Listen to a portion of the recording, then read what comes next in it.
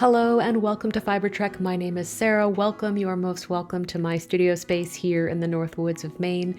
I have been endeavoring in some watercolor arts as well as putting that all together in some mixed media I wanted to share with you. I have a little bit of knitting to catch you up on, and I take a little bit of time to assess and prioritize my quilting projects. If you are a patron of this podcast, a deep heartfelt thank you. I am humbled and encouraged by your financial support. Thank you to all who come and join me on this creative journey and share their insight. I'm so glad you're here. Let's catch up.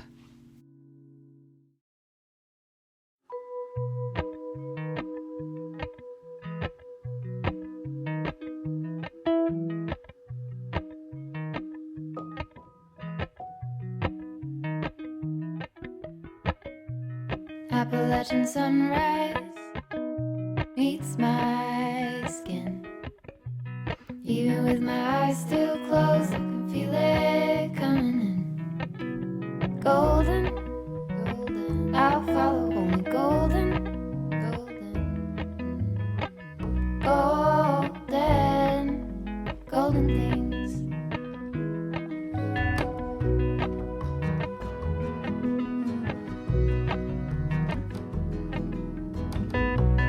Mountain laurel high fives for miles in spring. Rainbow trout and a hummingbird wing. Golden, I'll follow only golden, golden, golden things. Gold hair, gold rings, gold leaves, gold anything, golden, I'll follow only golden, golden, golden things. I wanted to take some opportunity to update the quilting portion of my life. I have been working on a couple different projects, 2022, 2023, and even harkening back to 2020. So I thought I would take the opportunity to just assess and inventory where I'm at and what needs to happen, and potentially forward planning for the summer, which is typically when I get a lot of my quilting finished and really ramp up. If you've been following along for the Arc of the Clava Quilt by Miss May Make, you'll know that I am currently hand stitching or hand quilting this project. I had started out by working on the center moon, the full moon, the only full moon in the entire quilt. This quilt is made up of moon phases. I put together the Wyndham Fabrics Uncorked with a kind of deep blue background by Robert Kaufman. I can't remember the name of it. I've pinned it together with 100% cotton batting, and I am using an Aurifil 12 weight thread, and I'm matching or attempting to match the color of the thread to the fabric. And so I've finished hand stitching this particular piece. I did this in an orange peel sashiko design, and I have been leaning heavily into the Ultimate Sashiko Source Book by Susan Briscoe, and I also purchased Simply Sashiko by Nihon Vogue, classic Japanese embroidery made easy. Both of these have templates, but they also have grids and how to draw the grids, and so I found that really helpful in wanting to size up or size down the patterns. So for the moons, I'm using them as a canvas for hand stitching, and I am thinking about delving into my Alabama Channon Geometry of Hand Sewing book to do some work. I really enjoy the grids that are in there, the templates that she has. But for now, I'm going to be working on the background, and I'm just going to be echoing the moons in a running stitch, and I'm not going to be charting that or gridding it. I'm just going to be doing kind of an organic back and forth. So that's where this is at. I'm looking forward to that kind of meditative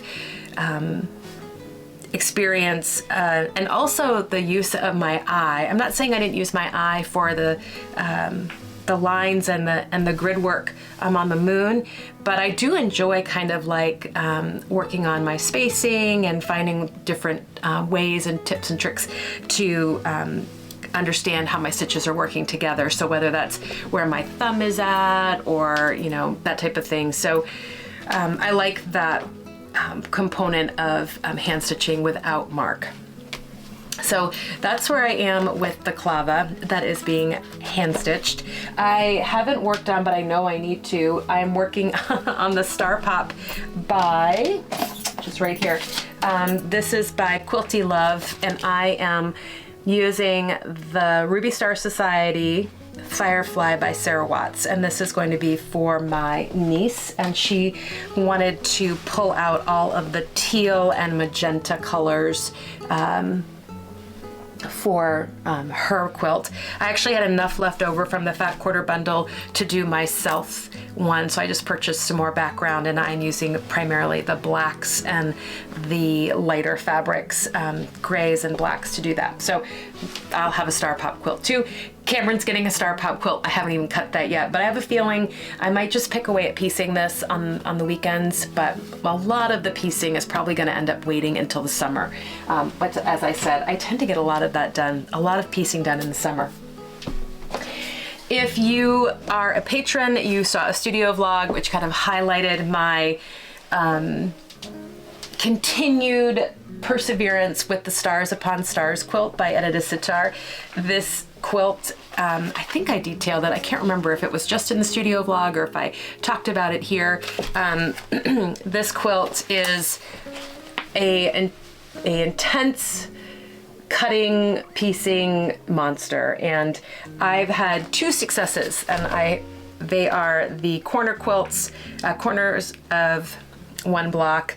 These are 8-point stars with Y seams, and they finish at 4.5 inches. I've had two come out on point, if you will, but there's a lot of bias edges, and I am making some decisions about moving forward with starching fabrics. I do use Best Press, but I'm wondering if I need to go much heavier. It's harder for me to think about starching in this small space. I don't really have like a utility room. But now that we've got more opportunity to work outside, I might be able to do heavier starching and drying outside in the course of a day versus in my bathroom, which is difficult.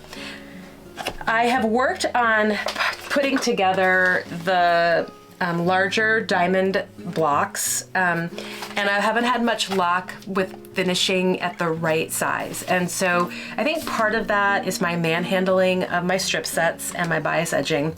And so what I've decided to do is, in creating strip sets, I'm going to do half the length that she recommends. So I'll do, instead of doing 5 strip sets, I'll do 10, and I will cut off of those 5 individually.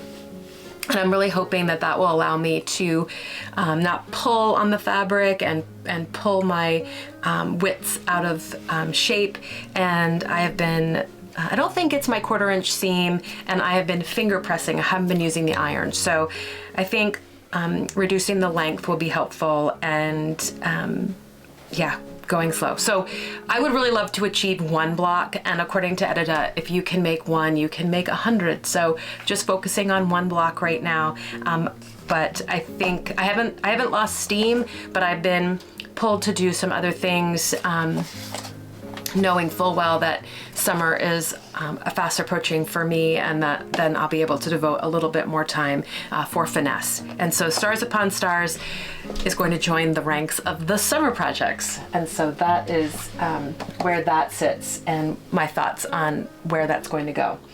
I have 2 quilts that I need to get to the long armor, and that requires getting the backings organized, and I would really be happy to get those out of the house and off. So that's exciting, and hopefully going to be done before the summer. And then the other quilt project that I've got kind of sitting and hanging around, well, there's many, but is this antique quilt that was my grandmother's. It's not backed, it is finished, and I would like to back it and have it quilted. I'm not sure. I'm thinking about having it long-armed. It's a rather large quilt. I have this hand stitching piece. My other antique quilts do need some conservation, and I am looking at doing that this summer as well. So these are kind of 3 projects, 1, 2, 3, 4 antique quilt projects I really want to finish up. Mountain Craft Studio. She is a vlogger who cross stitches, but she also quilts and weaves and spins and knits, and I've been following her, and she has a couple videos on quilt conservation, and a couple of these need their bindings redone. They need to be patched, and so that's going to be one of my focuses. So I've got a hand stitching project, I've got some conservation projects, I've got piecing, and hopefully some finished quilts. The Orkney quilt did come back from the long armor, and that is in the process of being bound. So I kind of have things in each of the categories. I got binding, hand stitching, piecing, and conservation all kind of hanging around in the quilting realm. And I also have a couple quilts to finish. You might remember I had worked on this paper piecing block, which I'm going to applique onto a panel, and then I had been working on, I'm so happy to talk about this project. I've been working on these string blocks to put together for, this is just a scrap quilt that I'm making into these diamonds or squares and squares. It's all going to come together, and I have some foundation paper pieced pieces. This was last summer. I had started putting this together. Where'd it go?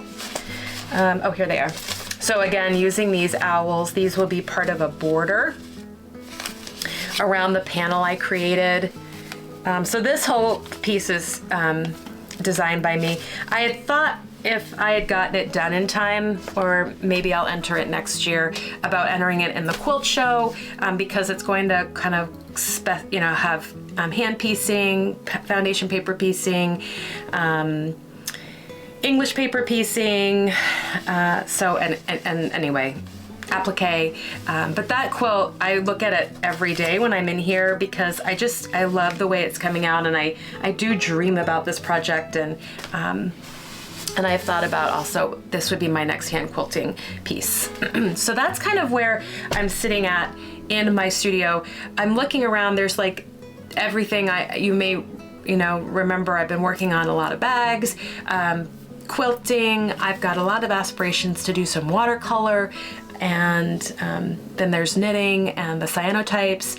Anyway, it's just been kind of all go, and I was a bit sad to see my vacation kind of drift away, and we've got some family things that we're doing that will keep me down south at my parents', and I have some fiber treks that I'm doing, and so I'm not getting as much time centered in this space with all of my, with access to all of these different mediums and tools that I use. So I did want to just kind of go through each of these projects and just see where I'm at, kind of steady myself, level off, and get some perspective about projects, where they're at, what they need, and the type of attention and tools, materials I might need to gather while I am traveling down at my parents'. So, right, with that being said, I think I need to finish up some things so that when I hit the road this afternoon, I have everything in order and ready to go.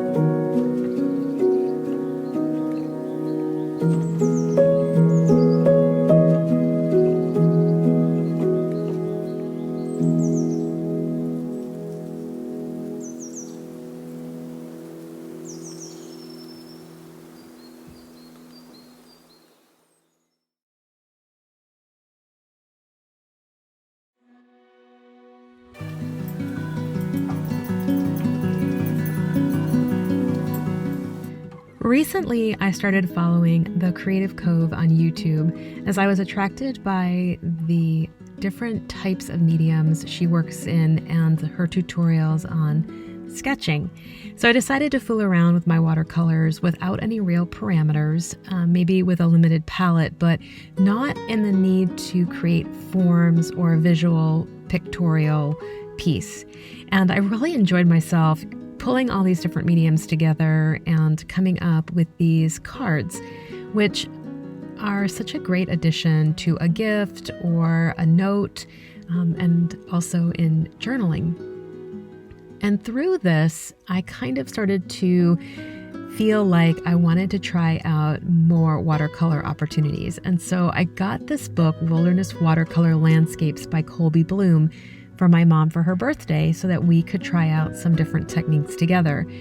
And what I really liked about this book is it is set up step by step. It includes a supplies list, and it includes some techniques for creating trees and mountains, working with florals and light and water, as well as snow and different forms, landforms.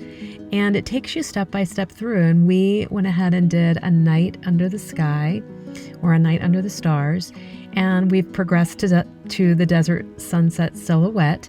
And I just was really intrigued by the setup of the book and her framework for looking at your own art.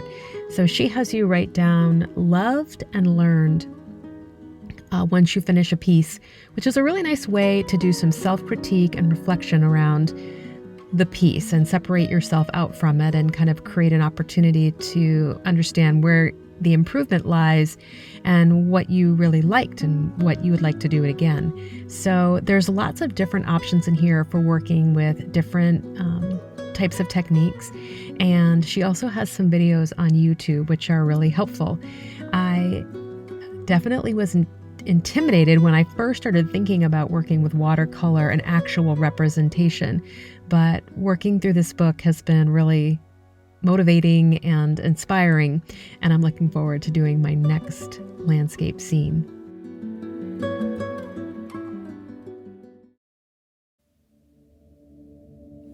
I met an old man. I said, tell me your story.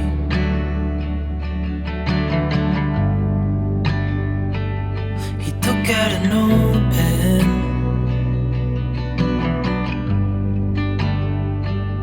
and wrote something for me.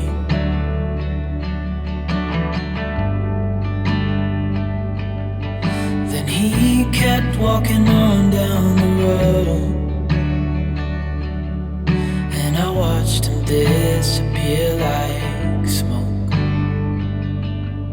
And I thought I'd just seen a ghost.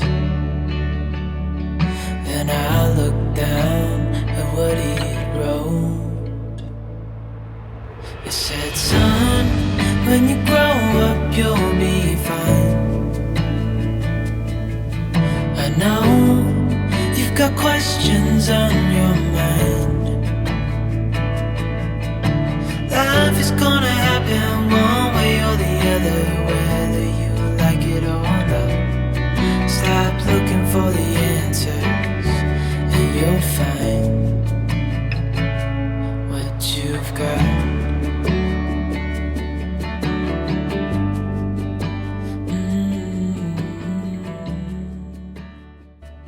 One of the things I love about being an eccentric auntie is pulling out all of the craft and mediums that go into making art and watching the natural attraction of people move towards color and form and, topics. And my niece and I have had a lot of fun as my mom found this workbook for her, which is a watercolor workbook, and it includes the drawing of the animal, and the students can paint them in and include their own color and follow step by step. And so it's been really fun to share all of this with my family. Welcome to the fiber and knitting portion of the episode. I wish that I could tell you I have all of the finished objects, but alas, I am still working with my Alafas Alope in that beautiful oatmeal beige heather, and I am working on sleeves. So we'll talk a little bit about some of the knitting. You can see that I have been exploring and dabbling in some other mediums like my watercolor, and certainly giving some time to the quilt priorities and how those are all unfolding and what needs to get done as I kind of wrap up my time commuting. Coming to the end of my school year, I do have some trips planned, and I just am trying to take stock of what needs to happen before I am no longer coming down to Southern Maine for a little bit. So I've done and taken some time, not only with quilts, but some other projects I have planned. So did I say I am so deeply grateful that you're here? If you are a patron, I am deeply grateful that you choose to invest and contribute financially to this project. I do offer over on my Patreon page an additional video every month. Sometimes that means you get 3 videos, and sometimes it means you get 2, but all of the vlog episodes do remain free on YouTube and ad-free on my vlog as I upload through Vimeo, and then patrons, of course, can watch it on that platform. So I've got a lot of content to bring you in the upcoming months, and I am, again, like I said, deeply grateful that there is financial support that allows me to offset some of those costs associated with that. And I'm going to just quickly chat with you about what I am still working on for the knitting. Note the bag. This is the Wax and Wool Tote by Noodlehead from the Making Zine Fauna, and I've been using this as a great knitting bag. So let's see what's in here first. So the first project, well, this is not the first time I've knit this project, but it's the 3rd time I've knit this project, is the Decrafter's Cap by Will Malkinson. This was a Shetland Wool Week hat. She was the patron, I think it was 2 years ago, and I knit it originally in Fula, and there's a buzzard flying over, turkey vulture. I knit it originally in the Fula, which sold a kit, and then I knit it again in this exact same group of colors, which I kind of riffed off of a recommendation from the pamphlet. But I couldn't get all the colors in Jameson's and Smith, and so I went stash diving and decided to use up what I had. And so what this is a combination of is the Biche Bouche Petite Lamb's Wool. I'm using Jameson's and Smith, and I'm using Alistar Moore Hebridean 2-ply, and then I'm using, I think it was Lifelong Yarns, a yarn I picked up from them when I went to the Edinburgh Yarn Festival. So that's kind of what that is, and some of them are varying weights, but it all seems to be working out. On this particular item, I did go up a needle size again. So when I originally knit this with these yarns, it was too tight, and it didn't quite go down all the way to my ears, and I gave it to my nephew who loved it, and so I wanted my own, and I'm reknitting that. So I'm almost done with that kind of central color work theme right here, and then you're going to do one more round of this. There is this person with quite a bit of car sounds driving around, and I can't seem to find the right time where that person is not driving. So, right. So, lots of ambient natural sounds. This is what my world is like today. So I just have really one more color work repeat to do, which is this, well, that's a lie. No, I don't. Which is this right here. And then I have to do a whole color work section on the head, which includes decreases, etc. So continue to do that. I'd love to have this done by the time I go to Scotland so I can take it with me. Because again, I think I talked about this last time, I really like the weight of this yarn for a year-round wool garment. And then the other project I'm still working on is the Zora and that is from the Best of Lopi. I am using the Alphas Lopi, which is the bulky or chunky weight. So it's 100 grams per 100 meters, or 3.5 ounces per 109 yards. So, and I'm not sure what color this is, but it is a beautiful kind of heathery brown. Oop, flies are out, black flies. So I'm just working away on the sleeves, and I think I just have a couple more inches to go before I'm gonna join that into the yoke section. This sweater is knit bottom up and flat, and then the sleeves are joined in the yoke, and then you seam the sleeves at the end and add the button band. So this is the second time I've knit this. The first time I did use Alphas Lopi again, but I did it in a much darker wool with pinks and blues in the yoke accent. So this also highlights slip stitch. I find it super fast. You can kind of, I don't know if that'll show up on the camera, but it looks like a lattice, which is basically verbatim what I said last time we were together. So I continued to work on this, and I did bring with me the Trondheim cowl by Sophia Capella of Sophia Tales or Sophia's Tale, and I'm using the Kashgora yarns from Cashmere People Yarns for that, but I haven't really picked that up. But those are the 3 projects I brought down with me, and that I've kind of, these 2, the hat and this sweater, are what I've invested in. I'd love to have this done to wear to Orkney, and which is really, you know, this sweater was one of the first sweaters that I knit ever, and I got my start with wool in Orkney, and I brought home one of my first yoked cardigan Icelandic wool sweaters from there, which has been, it's basically nothing now. I wore it to bits, and there was really nothing salvageable. But I picked this sweater when I first came back to knit, and so it feels like a full circle experience. So that's it for the knitting. I am planning to, I think, attend the Fiber Frolic here the first weekend in June at the Windsor Fairgrounds, and maybe bring some footage from that. Sometimes that gets a bit challenging with all the people and just trying to be cognizant of privacy, but we'll see how that unfolds. And what else do I have planned? I think that's really it. So the Fiber Frolic and working away on the sweaters, and yeah, getting and prepared for the summer and all that includes. So on that note, I'm going to bid you a fond farewell. Thank you so much again for joining me, investing your time and or your money here. I am very humbled and encouraged and grateful. So I will see you next time. Many fond wishes and blessings. Take care. Bye.